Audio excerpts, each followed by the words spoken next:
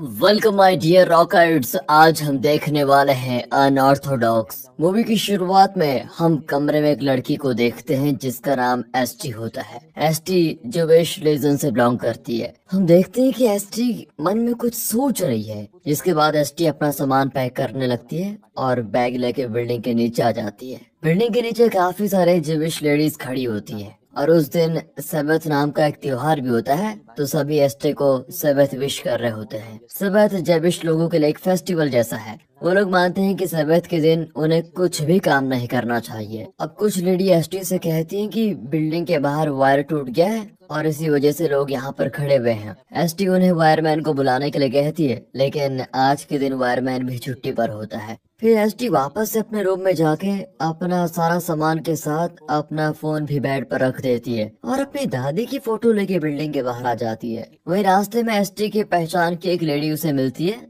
जो पूछती है तुम कहाँ जा रही हो। एसटी कहती है मैं अपनी मदर इन लॉ के घर पर जा रही हूँ।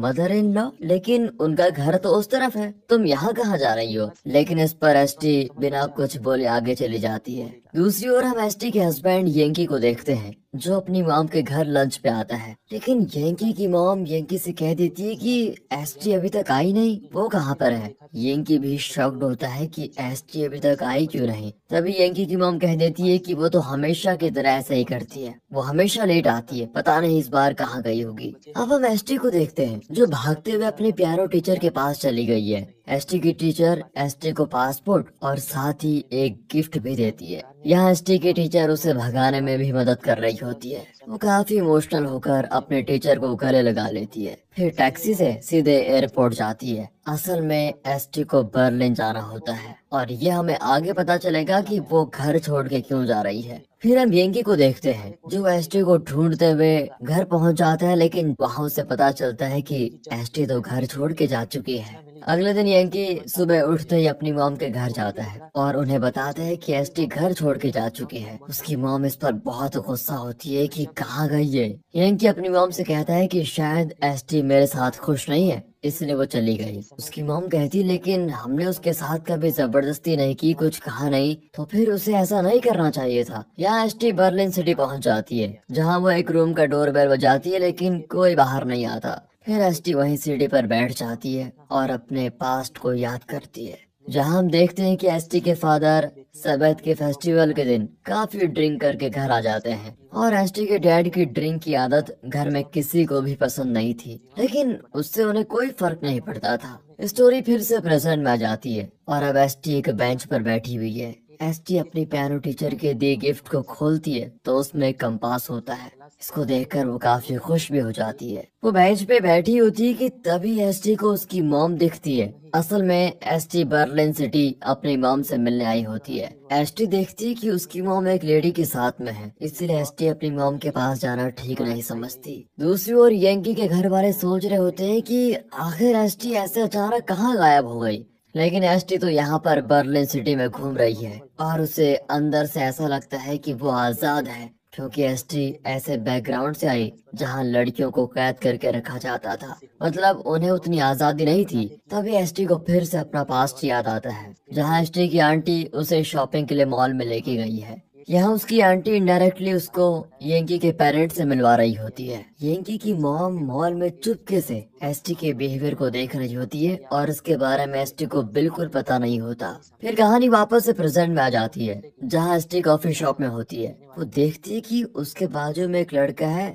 जिसे कॉफी कप्स उठाने में काफी प्रॉब्लम हो रही है। इस बॉय का नाम है रॉबर्ट। वो कहती है मैं तुम्हारी कुछ मदद कर सकती हूँ क्या? रॉबर्ट भी हाँ कहता है। फिर एसटी और रॉबर्ट म्यूजिक स्कूल में आ जाते हैं। वहाँ वो रॉबर्ट के ग्रुप से भी मिलती है और जब एसटी उनका रिहर्सल देखती है तो उसको देखकर उसकी आंखों में आंसू आ जाते हैं, क्योंकि एसटी को म्यूजिक का बहुत ही शौक है, लेकिन जविश कल्चर में लड़कियों को म्यूजिक सीखने की आजादी होती नहीं। जिसके बाद हमें वापस से पास्ट का सीन दिखाया जाता है, जहाँ एसटी अपने पेरेंट्स के साथ येंकी के घर पर शादी की बात करने के लिए आई होती है। वहाँ एसटी और येंकी एक दूसरे को देखते हैं, लेकिन जब एसटी कहती है मुझे म्यूजिक बहुत ही पसंद है, तो येंकी साफ मना कर देता है कि लड़कियों को म्यूजिक नहीं सीखना चाहिए। लेकिन येंकी दिल का बहुत साफ था और इसी वजह से एसटी उससे इम्प्रेस हो जाती है और दोनों शादी के लिए मान जाते हैं। कहानी फिर से प्रेजेंट में आ जाती है और हम एसटी को देखते हैं जो रॉबर्ट के साथ में है। रॉबर्ट अपने फ्रेंड्स के साथ बीच पर जा रहा होता है, इसलिए वो लोग उसे भी चलने के लिए कह देते हैं। एसटी रॉबर्ट्स और उसके फ्रेंड्स के साथ जल्दी घुल मिल भी जाती है। वो बीच पे देखती है कि सभी पानी में काफी एंजॉय कर रहे हैं, इसलिए वो भी फ्रीली माइंड के साथ पानी में चली जाती है। एसटी पहली बार अपनी मर्जी से खुलकर जी रही होती है। वो अपने सर से विग भी उतार देती है। असल में शादी के बाद जेविश गर्ल्स को अपने बाल काटने पड़ते हैं, इसलिए एसटी के भी बाल काट दिए गए थे और बाल उगने तक लड़कियों को विग पहननी पड़ती है। एसटी फैसला करती है कि वो जैसी है वैसी ही रहेगी और किसी के लिए खुद को कभी नहीं बदलेगी। दूसरी ओर यंकी एसटी का पता लगाने के लिए एसटी के घर चला जाता है, लेकिन वहाँ भी एसटी उसे मिलती नहीं। पर वहाँ से उसे एसटी के पियानो टीचर का एड्रेस मिल जाता है, इसलिए यंकी पियानो टीचर के घर जाता है, लेकिन वहाँ भी एसटी नहीं होती। फिर यंकी एसटी का मोबाइल चेक करता है, जिसमें उसे एक वॉइस मेल मिलता है जो एसटी ने अपनी मॉम को भेजा था। यंकी को उस वॉइस मेल से पता चल जाता है कि एसटी प्रेग्नेंट है। तभी यंकी के पेरेंट्स यंकी से कहते हैं कि एसटी के पेट में पल रहा बच्चा इस घर का वारिस है और इसलिए तुम्हें एसटी को वापस लाना होगा। फिर यंकी अपने कजन ब्रदर मौशी के साथ बर्लिन सिटी जाने की तैयारी करने लग जाता है। अब हम एसटी को देखते हैं, उसके पास रात को रुकने के लिए घर नहीं होता, इसलिए वो चुपके से म्यूजिक स्कूल के अंदर चली जाती है। वापस से हमें फिर से पास्ट का सीन दिखाया जाता है। जब एसटी की शादी फिक्स हो रही थी तो एसटी की मॉम एसटी से मिलने उसके घर आई।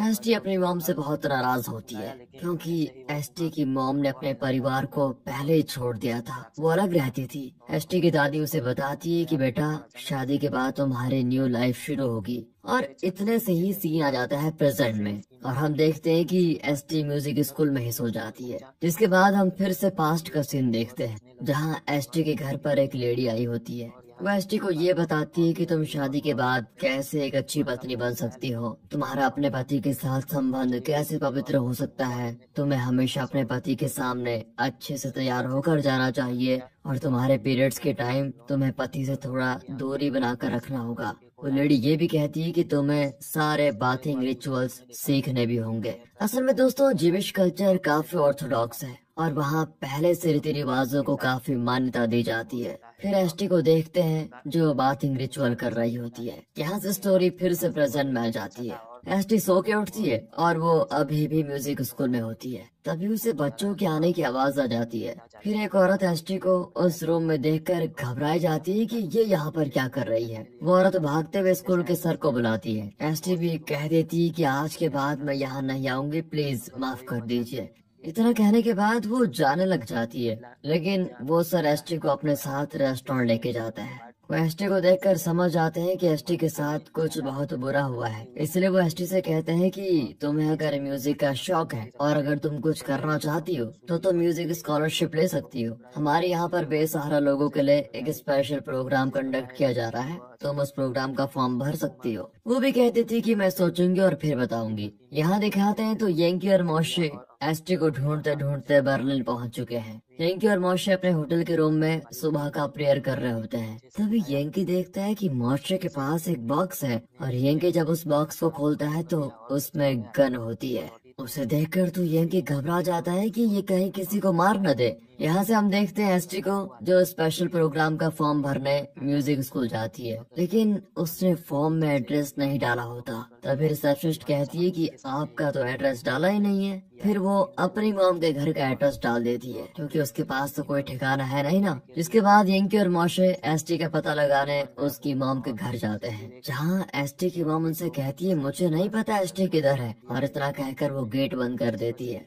अब एसटी की मॉम अपनी रूममेट से कहती है कि एसटी की शादी काफी कम एज में हो गई थी और यहीं से हमें वापस पास्ट का सीन दिखाया जाता है जहाँ एसटी की शादी हो रही है। सभी काफी खुश होते हैं और ये एसटी के लिए काफी बड़ा दिन भी होता है। दोस्तों अब आप कहोगे कि पास्ट प्रेजेंट लगा हुआ है, तो वीडियो ही कुछ इस तरह से है। अब कहानी प्रेजेंट में आती है जहाँ एसटी अपने म्यूजिक सर के साथ में है। वो यहाँ पर म्यूजिक रिहर्सल देखने आई थी। इसी बीच उस ग्रुप से एक लड़की कहती है कि जेविश लोग ऑर्थोडॉक्स होते हैं और वो लोग बस लड़कों को ही फ्रीडम देते हैं, लड़कियां तो उनके लिए बस एक बच्चे पैदा करने वाली मशीन होती है। एसटी को उसकी बात को सुनकर बहुत गुस्सा आता है। वो उस लड़के से कहती है कि मैं बच्चे पैदा करने की मशीन नहीं हूँ, समझी। फिर सभी लोग म्यूजिक रिहर्सल करना शुरू कर देते हैं। बट धीरे धीरे एसटी की उनके साथ एक अच्छी दोस्ती हो जाती है और वो उनकी पक्की दोस्त बन जाती है। अब रॉबर्ट के ग्रुप की एक लड़की जिसका नाम डासिया है, वो एसटी को अपने घर लंच के लिए बुलाती है। एसटी भी डासिया के घर लंच पर जाती है और सभी एसटी को पसंद करने लग जाते हैं और एक नए नए दोस्त उसके बनने लग जाते हैं। फिर वापस हमें पास्ट का सीन दिखाते हैं, जहाँ एसटी की शादी के बाद उसके बाल कट रहे होते हैं।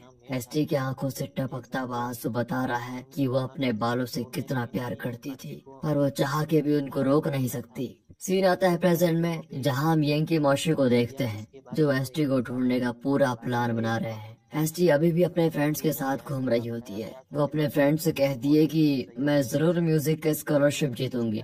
अब एसटी का ऐसा कॉन्फिडेंस देखकर उसके फ्रेंड उसे पियानो बजाने के लिए कहते हैं कि जरा दिखाओ तो कैसे बजाती हो तुम। एसटी जब उनके सामने पियानो बजाती है तो उसका पियानो बजाने का स्टाइल काफी पुराना होता है। तभी ग्रुप की एक लड़की कहती है कि हम इतनी मेहनत करते हैं तब भी हम श्योर नहीं है कि हमें स्कॉलरशिप मिलेगी या नहीं, और तुम्हारा म्यूजिक सुन के लगता है कि इस जन्म में तो क्या तुम्हें कभी किसी जन्म में स्कॉलरशिप मिलेगी नहीं।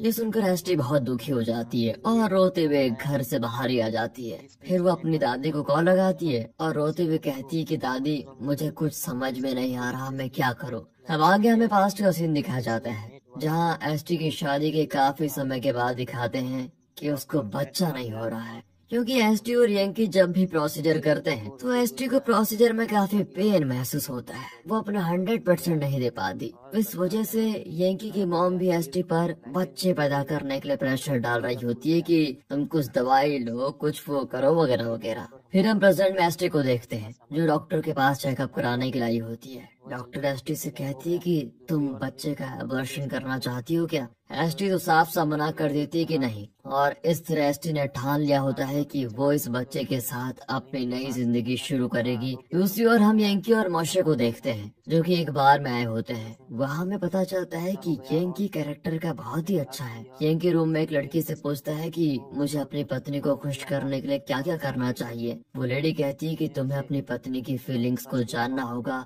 कि उसे क्या चाहिए और तुम्हें उसकी हर हालत में मदद करनी चाहिए। इसके बाद वापस पास का सीन दिखाते हैं, जहाँ डॉक्टर एसटी से कहता है कि तुम स्ट्रेस बहुत लेती हो और इसी वजह से तुम प्रोसीजर ढंग से नहीं कर पा रही हो। फिर रात के समय यंकी भी एसटी को कह देता है कि बच्चा न होने का कारण सिर्फ तुम हो। एसटी नाराज भी होती है, पर ये भी कह देती है आज मैं अगर रुकने को भी कहूँ तो रुकना मत। And then they enjoy. अब सीन प्रेजेंट में आता है, जहाँ यंकी एसटी के मॉम के घर पर जाता है और उन्हें अपना नंबर देते हुए कहता है कि एसटी का पता चले तो मुझे तुरंत कॉल कर दीजिएगा। लेकिन मौशे को अभी भी एसटी की मॉम पर शक हो रहा होता है कि उन्होंने पक्का एसटी को कहीं छुपा रखा होगा। इसलिए एक दिन मौशे चुपके से एसटी की मॉम के घर पर जाता है और वहाँ जांच पड़ताल करने पर उसको एसटी के प्रोग्राम्स के कुछ नोटिस पेपर मिलते हैं, जो कि पोस्टमैन एसटी की मॉम के घर पर छोड़ गया था। और ये इसलिए छोड़ गया था क्योंकि एसटी ने एड्रेस अपनी मॉम के यहाँ का दिया था।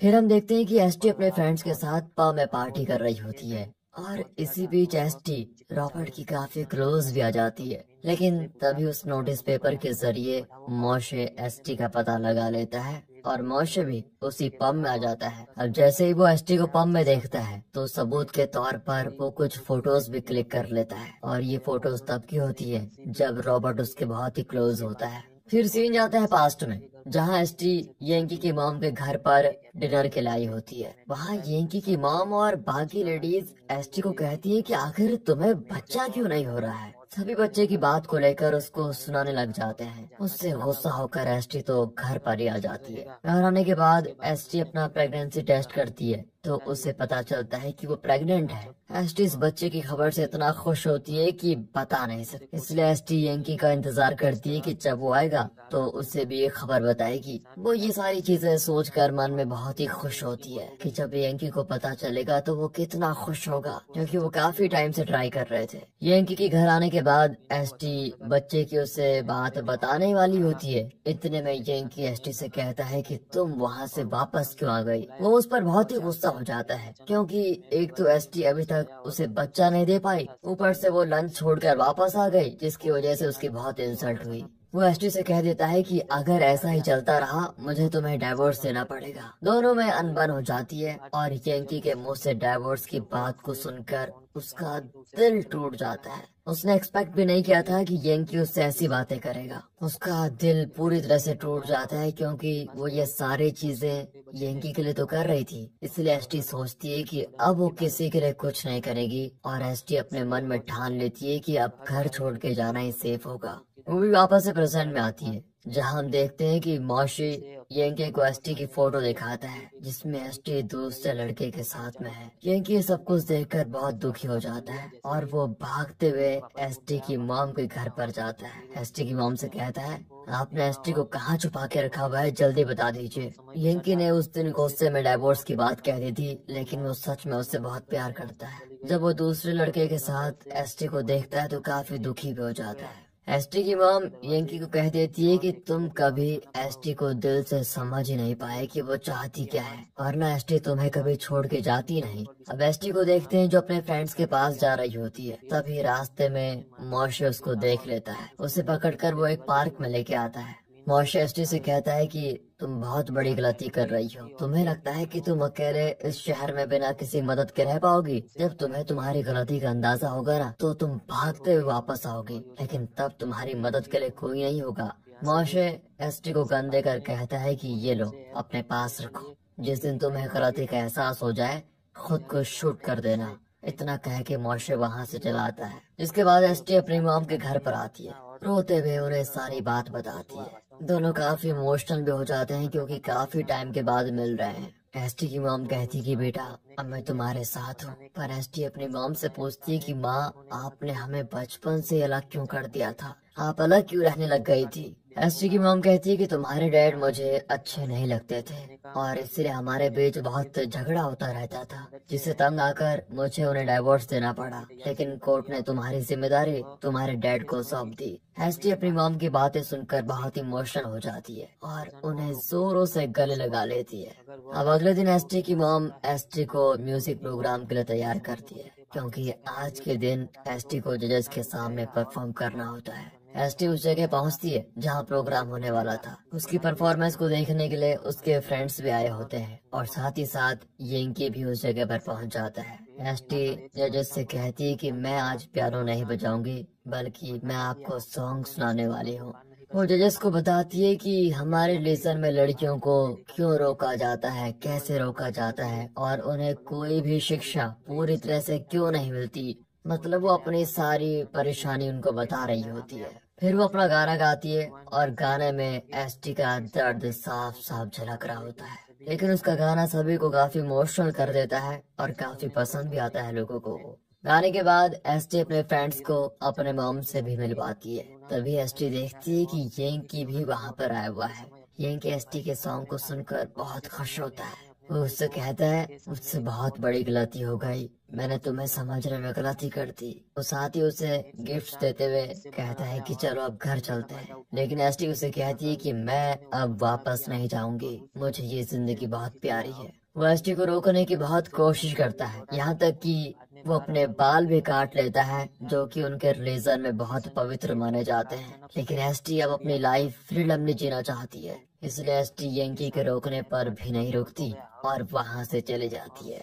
मौशे भी उसे रोकने की कोशिश करता है, लेकिन एसटी उसे भी धक्का दे देती है और गिरा देती है। एसटी कभी भी अब किसी के दबाव में नहीं रहना चाहती और अपनी जिंदगी खुली तरीके से जीना चाहती है। इसलिए दोस्तों कभी कभी छोटी छोटी मिसअंडरस्टैंडिंग की वजह से इतना बड़ा हादसा हो जाता है। ये भी एक हादसे से कम नहीं था, बेचारे पति पत्नी के बीच डाइवोर्स हो गया। बाकी आप हमारे दोस्त, तब तक के लिए गुड बाय, ख्याल रखें अपना। Finally thanks for watching.